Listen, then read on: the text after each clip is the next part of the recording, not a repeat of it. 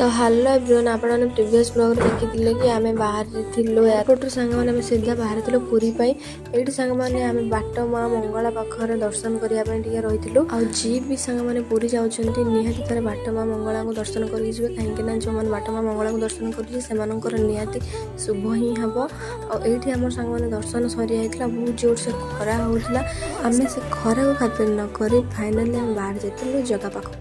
आ finally ये देखूँ जगार बड़ दाम आम पहुँची जाइलु आ बड़ दाम गला एत जोर से खरा होता सांग मैंने ये सांग मैंने देखूँ काठर रथ तैयार होता आम देखी गलु आपर जा फाइनाली आम जगह पाखे पहुँची सामने आम दर्शन कर मोबाइल तो भितर को एलाउ ना से बाहर बाहर जहाँ वीडियो कैप्चर करें मैंने बहुत जोर से भोक लगी से आम खायापी पड़े जेहतु बहुत गरम हो